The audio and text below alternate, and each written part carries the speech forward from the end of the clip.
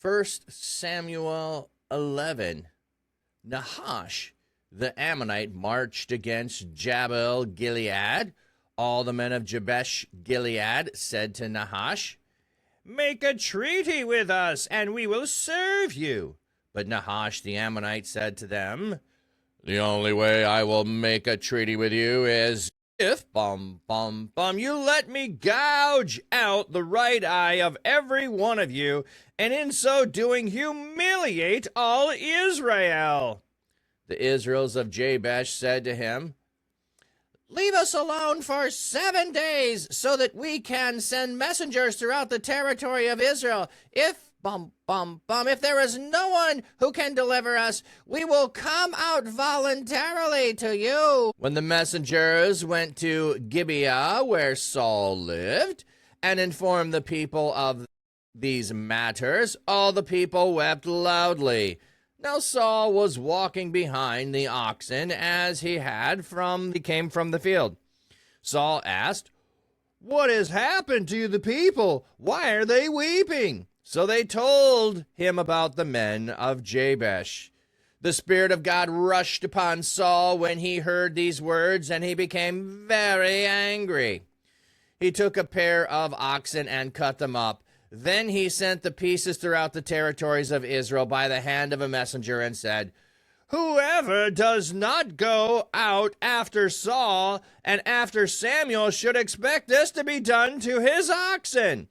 Then the terror of the Lord fell on the people, and they went out as one army. When Saul counted them at Bezek, the Israelites were 300,000 strong, and the men of Judah numbered 30,000. They said to the messengers who came, "Here's what you should say to the men of Jabesh Gilead. Tomorrow deliverance will come to you when the sun is fully up." When the messengers went and told the men of Jabesh Gilead, they were happy. The men of Jabesh said, "Tomorrow we will come out to you, and you can do to us whatever you wish." The next day, Saul placed the people in 3 groups. They went to the Ammonite camp during the morning watch and struck them down until the hottest part of the day. The survivors scattered. No 2 of them remained together. Then the people said to Saul, "Who were the ones asking, 'Will Saul reign over us?' Hand over those men so we may execute them." But Saul said, "No one will be killed on this day, for today the Lord has given Israel the victory." Samuel said to the people, "Come on, let's go to Gilgal and renew the kingship there." So all the people went to Gilgal, where they established Saul as king in the Lord's presence. They offered up peace offerings there in the Lord's presence. Saul and all the Israelites were very happy. All right, there we go. End of 11. Just a short little one. So Nahash means serpent, which is an interesting thing when you're going through this and you have Serpent, the Ammonite. Is it telling us something about this person's character? Is this his name? Nahash is the serpent in the garden. Those kinds of things. We've got to is there something more going on here with Nahash being the name of the person? There could be more to it that we could dive into.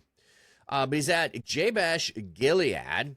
All the men of Jabesh Gilead say to Nahash, "Make a treaty with us and we will serve you." So hey, we don't want any trouble. We'll make a treaty. But Nahash is like, "Nope. The only way I will do this is if you gouge out your right eye. If everybody gouges out their right eye, then I will do this." Why would you want to gouge out their right eye? If you have them gouge out their right eye, it's going to be a lot harder for them to be archers. It's a lot harder to be slings throwers. It's a lot harder to be 100% effective in battle if you cannot see out of your right eye and you're wielding with your right hand. You're blind on this side to a lot of what is over there. I close my eye and right there, my hand disappears. Right there. It doesn't get far and it disappears out of my vision. You're not going to be a truly effective soldier if you're missing an eye. So, and also he says, so he will humiliate all Israel. Like if everyone in your town is missing an eye, yeah, that's a great humiliation upon you.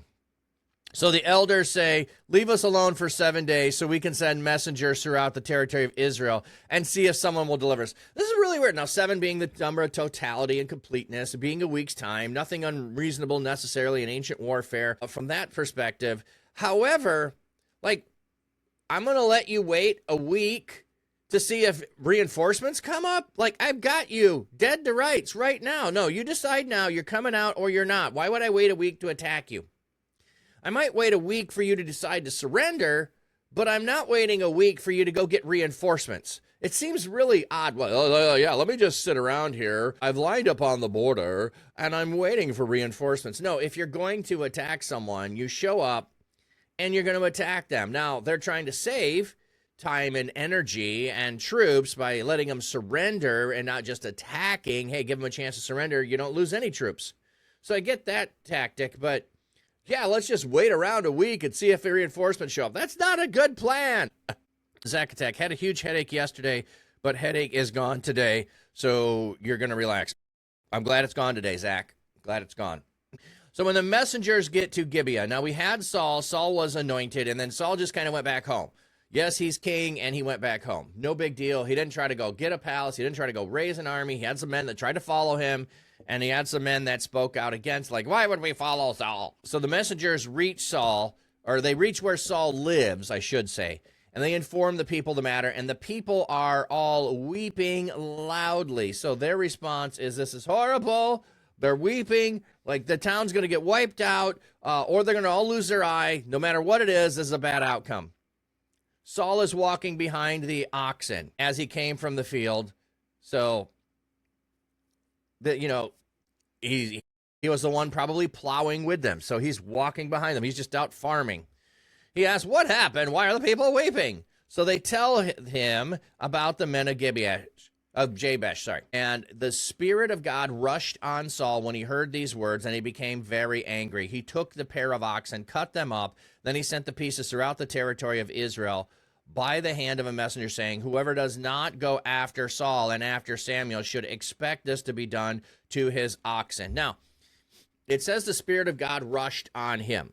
He is including Samuel in this. Samuel is the prophet of God. It does not say he went and had a conversation with Samuel. This is the Spirit of God leading him to do this, so I don't see any problems with what he's potentially doing. At times I will say, hey, did he ask of God? Here it tells us the Spirit of God came on him. He had righteous anger for what was potentially going to be done to this town, and he takes the oxen. So we have a couple of occasions that we can now think about. We have Elisha, who has oxen, and when Elijah calls him, he takes and offers the oxen as sacrifice and a meal, and then he goes and he follows after Elijah and becomes a prophet. So we have that a motif that we could be thinking about here with the oxen being killed. But we also have when in the book of Judges, the Levite's concubine is left for dead. He takes the body, cuts it up, and sends it throughout all of Israel to get to everybody riled up. So the sending of pieces of an animal or a person apparently is a good way to get everybody riled up, and it works. So they sends it through the territory. This will happen to your oxen if you don't come. It's funny to me how the threat of, if you don't want this to happen, then you come and join us is effective in some ways. I don't know. I mean, that's the way they present it. Like you don't want your own king coming against you. This will happen to your oxen. Will come by force. But I could see that. I could see it actually being, viable. But it just seems really strange to modern thinking. You're going to force me by threat? Okay.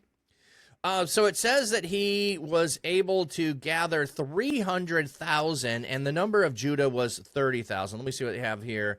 The LXX and the Old Latin have 60,000 here rather than 30. Oh, okay, so they have double the number here. Sorry, 600,000 instead of 300,000. I don't know if the number has to be super significant there. It's a tremendously large number, and Judah is, well, if Judah is 30,000 and the total number is 300,000, there's 12 tribes. Judah is roughly a tenth of them. That makes some sense. If it's 600,000, then they're only about a fifth. So to make them small. Again, they have a large army. That's the point, I think. So they said to the messengers, here is what you should say to the men of Jabesh, Gilead. Tomorrow deliverance will come to you when the sun is fully up. So you will be fully delivered when the sun is fully up. So I don't know if that means fully up, like the sunrise has fully happened, or fully up, meaning the heat of the day, like fully up above. Hey, Lucis. Hey, Supersonic. When the messengers went and told Jabesh Gilead, they were happy. The men said, we will come out to you, and you can do to us whatever you wish. Now, they don't say when they're going to come out. They just say, tomorrow we'll come out. Tomorrow we'll come out. Tomorrow. The next day, Saul placed the people in 3 groups. They went to the Ammonite camp during the morning watch. So the morning watch is going to be early on. It's not going to necessarily be the middle of the day. So you're going to strike at them at the first, and they strike them down until the hottest part of the day. So they start in the morning, they're attacking by the hottest part of the day, early afternoon, somewhere around there, the battle is over. And the way they're describing the total victory is the survivors scattered and no 2 of them remained together. Like everybody ran for themselves. There are no group of men over here rallying. There's no 2 people staying together that could protect each other. They are all scattered individually. Then the people said to Samuel, who were the ones asking, will Saul reign over us? Hand over those men so we can execute them. So everybody is excited about what Saul did. And in celebration, they want to kill the men that said Saul wasn't a good choice. So we already had the insult go up against Saul, and Saul did nothing about it. Now, Saul, after the victory, is no one will be killed on this day, for today the Lord has given Israel a victory. So we aren't going to celebrate a victory that God gave us by killing people who doubted God's being chosen me as the anointed one. So, not going to happen. No one will be killed today. Samuel said to the people, come on, let's go to Gilgal and renew the kingship there. Okay, you want to do something today to celebrate? They wouldn't. And you're worried about those who did not agree with Saul being crowned king. Let's just redo it again. We'll have the inauguration all over again, and they could participate. It doesn't say that directly, but let's go have the inauguration. Everyone can celebrate what God has done today. So the people go up to Gilgal, where they established Saul as king in the Lord's presence. They offered up peace offerings there in the Lord's presence. Saul and all the Israelites were very happy. All right, so this is how Saul's reign is going to start. He did not start out well with hiding in the baggage, but now when he hears news of the people being threatened by opposing armies, he is overpowered by the Holy Spirit. He's overpowered by the Spirit of God, and he acts, and he is decisive, and he is victorious. So that, to me, seems like a good start. A rocky anointing, but now on the right path. Okay, Saul looks like he is going to be the right one now. We, could have paid attention to he is of the tribe of Benjamin, and the promise was that Judah was going to have the scepter. Why did we say, yeah, let's go with Benjamin? Nobody questions it, but,